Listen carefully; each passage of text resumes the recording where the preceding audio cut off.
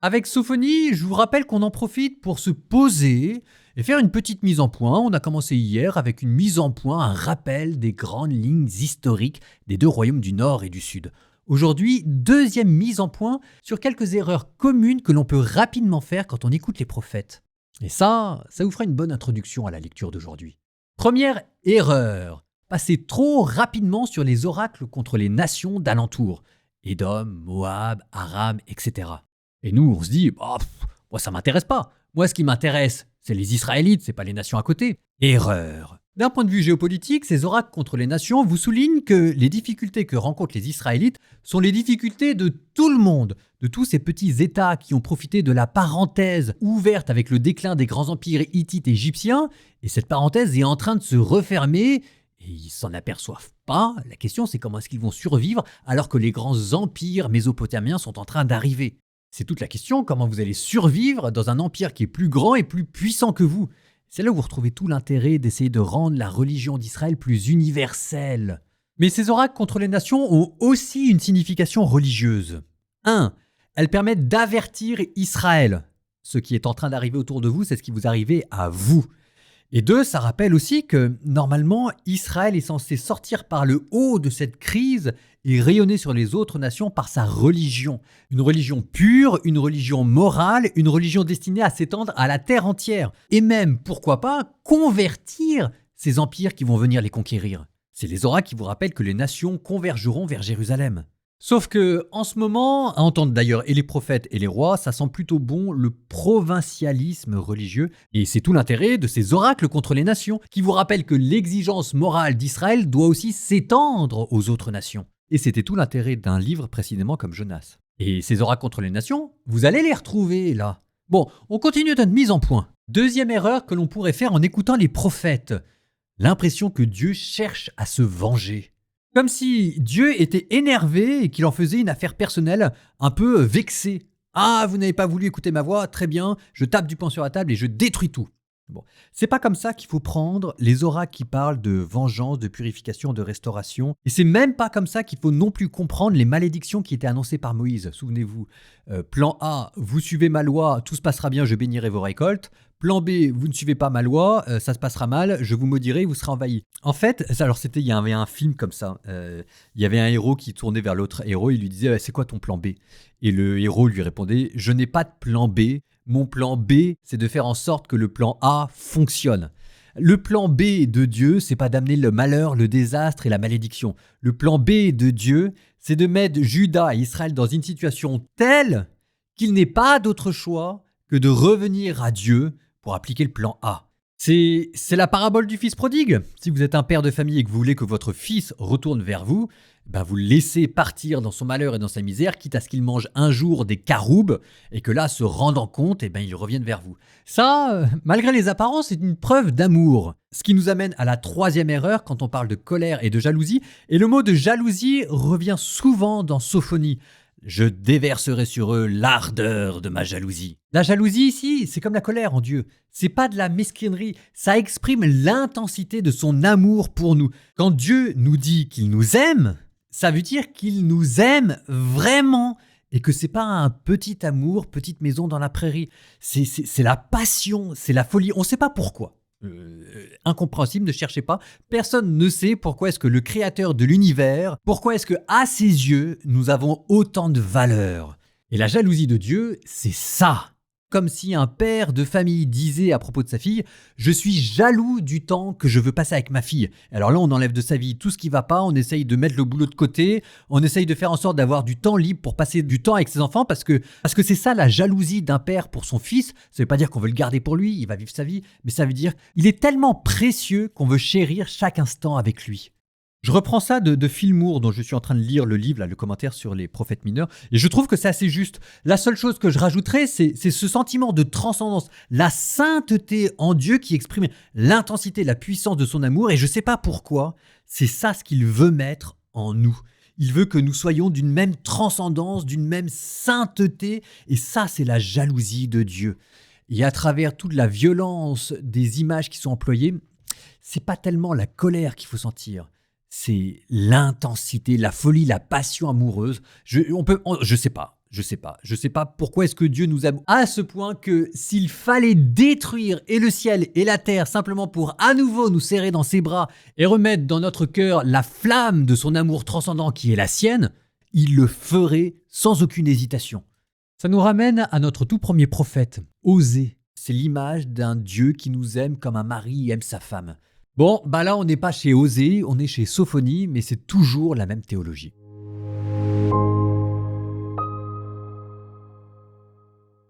Serrez-vous, entassez-vous, nation sans désir, avant que vous soyez chassés comme la paille qui disparaît en un jour, avant que vienne sur vous la brûlante colère du Seigneur, avant que vienne sur vous le jour de la colère du Seigneur. Cherchez le Seigneur, vous tous, les humbles du pays qui accomplissez sa loi. Cherchez la justice, cherchez l'humilité. Peut-être serez-vous à l'abri au jour de la colère du Seigneur. Voyez, Gaza va être abandonné, Ascalon sera dévasté, Ashdod en plein midi sera dépeuplé, Écron déraciné.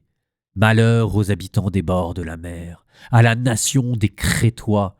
La parole du Seigneur est contre vous. Canaan, terre des Philistins, je vais te ruiner, te vider de tous tes habitants. Les bords de la mer seront réduits en pacage, en prairie pour les bergers, en parc à moutons. Ce sera un territoire pour ceux qui resteront de la maison de Juda. Là, ils mèneront paître leurs troupeaux au milieu des maisons d'Ascalon. Le soir, ils se reposeront, car le Seigneur, leur Dieu, les visitera. Il aura changé leur sort. J'ai entendu les insultes de Moab et les sarcasmes des fils d'Ammon, qui ont insulté mon peuple et se vanté de leur territoire.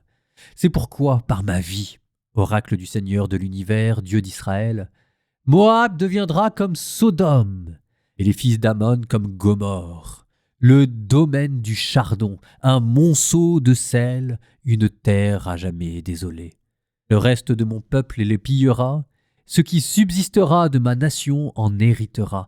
Tel sera leur sort pour prix de leur orgueil, puisqu'ils ont insulté et traité de haut le peuple du Seigneur de l'univers. Redoutable pour eux sera le Seigneur lorsqu'il aura réduit à rien tous les dieux de la terre. Alors toutes les îles des nations se prosterneront devant lui, chacune sur son propre sol. Quant à vous, Éthiopiens, il dira, ils seront transpercés par mon épée. Il lèvera la main contre le nord. Il fera périr Assour. Il fera de Ninive une terre désolée, aride comme le désert. En elle se reposeront les troupeaux et toutes sortes de bêtes, même la hulotte, même le hérisson passeront la nuit parmi ses chapiteaux. Un ululement se fait entendre à la fenêtre, et sur le seuil se tient un corbeau. Le palais de cèdre n'est plus que ruine. Telle sera la cité hautaine qui trônait avec assurance, elle qui disait en son cœur « Moi, rien que moi !» Comment est-elle devenue un lieu désolé, un repère pour les bêtes? Tous ceux qui passent près d'elle sifflent en agitant la main. Malheur à la rebelle, l'impure, Jérusalem, la ville tyrannique. Elle n'a pas écouté l'appel, elle n'a pas accepté la leçon, elle n'a pas fait confiance au Seigneur de son Dieu, elle ne s'est pas approchée. Ces princes en elle sont des lions rugissants, ces juges des loups de la steppe qui n'ont rien à ronger le matin. Ces prophètes sont des vantards, des imposteurs. Ces prêtres profanent ce qui est sacré, ils violent la loi. Mais le Seigneur en elle est juste, il ne commet pas d'injustice. Chaque matin, il rend son jugement, toujours présent quand le jour se lève. Mais le malfaiteur ne connaît pas la honte. J'ai supprimé des nations. Leurs tours d'angle ont été détruites. J'ai rendu leurs rues désertes, plus personne n'y passe. Leurs villes sont ravagées, plus un homme, plus un habitant. Je disais, au moins tu me craindras, tu accepteras la leçon. À ses yeux ne peuvent s'effacer toutes les fois où je l'ai visité. Mais non, à peine levés, ils se sont mis à pervertir toutes leurs actions. C'est pourquoi, oracle du Seigneur, j'ai dit, attendez-moi jusqu'au jour où je m'élèverai en accusateur. Ma décision rassemblera les nations, réunira les royaumes pour verser sur eux ma fureur, toute l'ardeur de ma colère. Oui, le feu de ma jalousie dévorera toute la terre. Alors je rendrai pures les lèvres des peuples, pour que tous invoquent le nom du Seigneur et d'un même geste le servent. D'au-delà des fleuves d'Éthiopie, ceux qui m'adorent, mes enfants dispersés, m'apporteront mon offrande. Ce jour-là, tu n'auras plus à rougir de tes méfaits, de tes crimes contre moi. Car alors j'extirperai de toi ceux qui se vantent avec insolence, et tu cesseras de te pavaner sur ma montagne sainte. Je laisserai chez toi un peuple pauvre et petit. Il prendra pour habit le nom du Seigneur. Ce reste d'Israël ne commettra plus d'injustice, ils ne diront plus de mensonges, dans leur bouche plus de langage trompeur, mais ils pourront paître et se reposer, et nul ne viendra les effrayer. Pousse des cris de joie, fille de Sion, éclate en ovation, Israël, réjouis-toi de tout ton cœur, bondis de joie, fille de Jérusalem. Le Seigneur a levé les sentences qui pesaient sur toi, il a écarté tes ennemis. Le roi d'Israël, le Seigneur, est en toi, tu n'as plus à craindre le malheur. Ce jour-là, on dira à Jérusalem, ne crains pas, Sion, ne laisse pas tes mains défaillir. Le Seigneur ton Dieu est en toi, c'est lui le héros qui apporte le salut. Il aura en toi sa joie et son allégresse. Il te renouvellera par son amour, il exultera pour toi et se réjouira comme au jour de fête.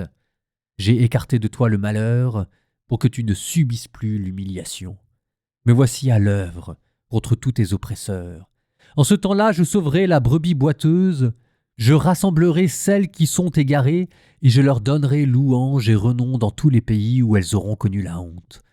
En ce temps-là, je vous ramènerai, en ce temps-là, je vous rassemblerai, alors je vous donnerai louange et renom parmi tous les peuples de la terre, quand je ramènerai vos captifs, et vous le verrez. Ainsi parle le Seigneur.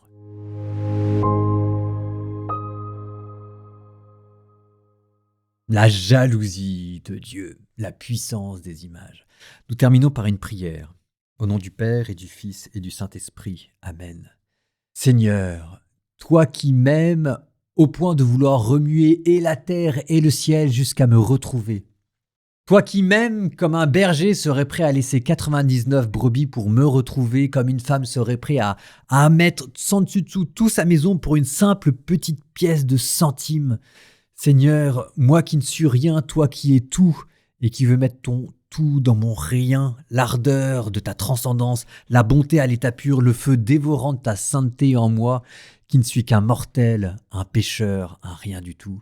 Toi qui, autour de moi, fais naître et mourir les peuples, les royaumes et les empires, pour que je puisse à nouveau te regarder et que tu puisses à nouveau me regarder.